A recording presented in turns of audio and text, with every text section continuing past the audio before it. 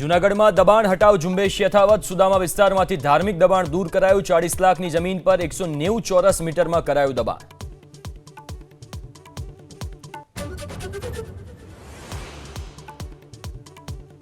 પાટણની ધારપુર હોસ્પિટલમાં દર્દીઓને ખરાબ દૂધ આપવામાં આવતું હોવાનો આરોપ ગાયનેક અને ટીબી વિભાગના 2 દિવસ જૂનું દૂધ આપ્યાની ફરિયાદ વોટ્સએપ ગ્રુપમાં મેસેજ વાયરલ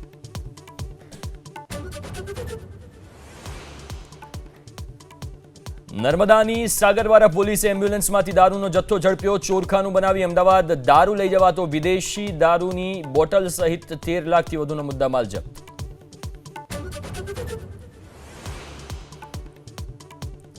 લખનૌમાં ધોરણ 11ની વિદ્યાર્થીની પર ગેંગરેપનો આરોપી લલિતનું પોલીસ એન્કાઉન્ટર પગમાં વાગી ગોળી અન્ય એક આરોપી મિરાજની ધરપકડ 3 હજુ ફરાર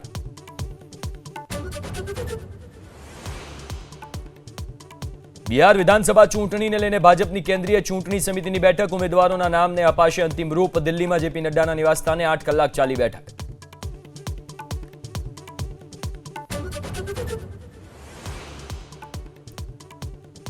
સુરતમાં ભાજપનો વધુ એક નેતા બેફામ કોર્પોરેટર અમિતસિંહ રાજપૂતે જાહેરમાં કરી ઉજવણી જાહેરનામાનો ઉલાડ્યો કોર્પોરેટરે કહ્યું કોઈ નિયમો નથી તોડ્યા